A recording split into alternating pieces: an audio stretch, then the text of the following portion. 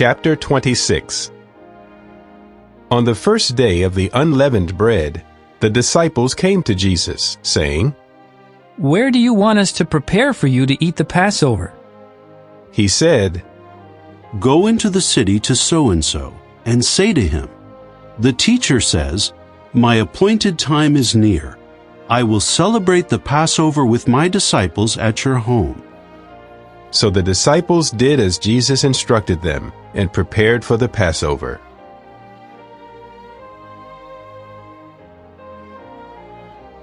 Chapter 22. The day of the unleavened bread now arrived, on which the Passover sacrifice must be offered.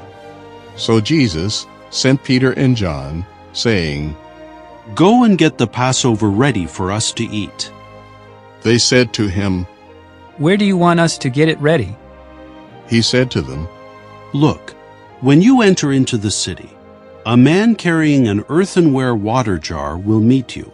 Follow him into the house that he enters, and say to the landlord of the house, 'The teacher says to you, where is the guest room where I may eat the Passover with my disciples?'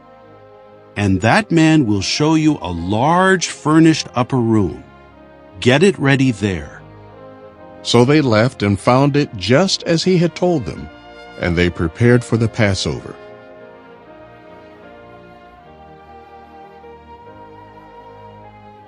Chapter 26. When evening came, he was reclining at the table with the 12 disciples. While they were eating, he said, "Truly I say to you, one of you will betray me." Being very much grieved at this, each and every one began to say to him, "Lord, it is not I, is it?" In reply he said, "The one who dips his hand with me into the bowl is the one who will betray me. True, the Son of Man is going away, just as it is written about him. But woe to that man through whom the Son of Man is betrayed. It would have been better for that man if he had not been born." Judas, who was about to betray him, replied, "It is not I, is it, Rabbi?" Jesus said to him, "You yourself said it." As they continued eating, Jesus took a loaf, and after saying a blessing, he broke it, and giving it to the disciples, he said, "Take, eat. This means my body."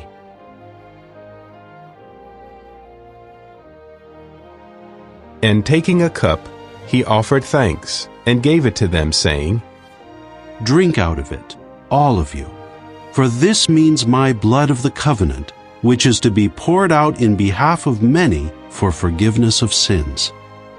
But I say to you, I will by no means drink again any of this product of the vine until that day when I drink it new with you in the kingdom of my Father." Finally, after singing praises, they went out to the Mount of Olives. Then Jesus said to them, "All of you will be stumbled in connection with me on this night, for it is written, I will strike the shepherd, and the sheep of the flock will be scattered about. But after I have been raised up, I will go ahead of you into Galilee."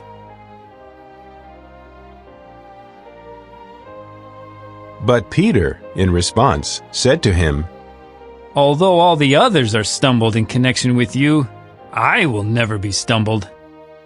Jesus said to him, "Truly I say to you, on this night, before a rooster crows, you will disown me 3 times." Peter said to him, "Even if I should have to die with you, I will by no means disown you." All the other disciples also said the same thing. Then Jesus came with them to the spot called Gethsemane, and he said to the disciples, "Sit down here while I go over there and pray." And taking along Peter and the 2 sons of Zebedee, he began to feel grieved and to be greatly troubled. Then he said to them, "I am deeply grieved, even to death. Stay here and keep on the watch with me." And going a little way forward, he fell face down, praying, "My Father, if it is possible, let this cup pass away from me. Yet not as I will, but as you will." He returned to the disciples and found them sleeping. And he said to Peter, "Could you not so much as keep on the watch for 1 hour with me?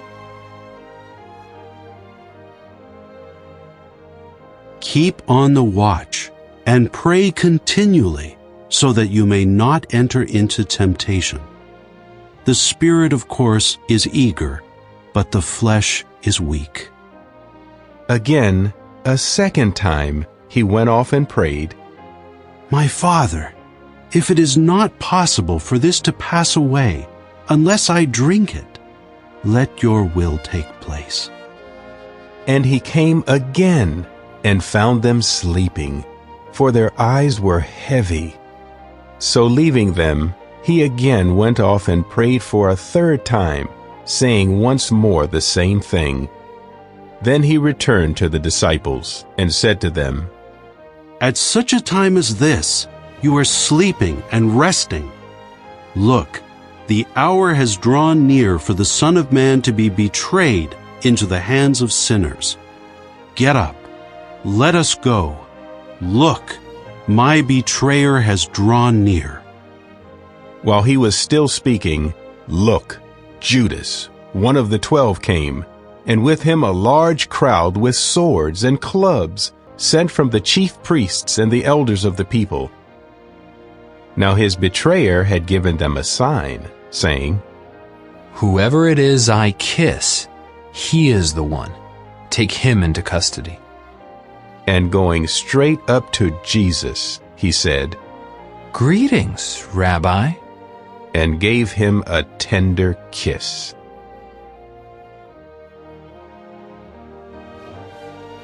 But Jesus said to him, "Fellow, for what purpose are you present?"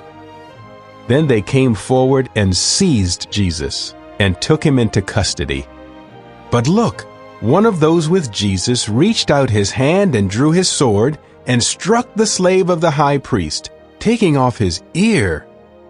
Then Jesus said to him, "Return your sword to its place, for all those who take up the sword will perish by the sword. Or do you think that I cannot appeal to my Father to supply me at this moment more than 12 legions of angels? In that case, how would the scriptures be fulfilled that say it must take place this way?" In that hour, Jesus said to the crowds, "Did you come out to arrest me with swords and clubs as against a robber? Day after day I used to sit in the temple teaching, and yet you did not take me into custody. But all of this has taken place for the writings of the prophets to be fulfilled. But all of this has taken place for the writings of the prophets to be fulfilled." Then all the disciples abandoned him and fled.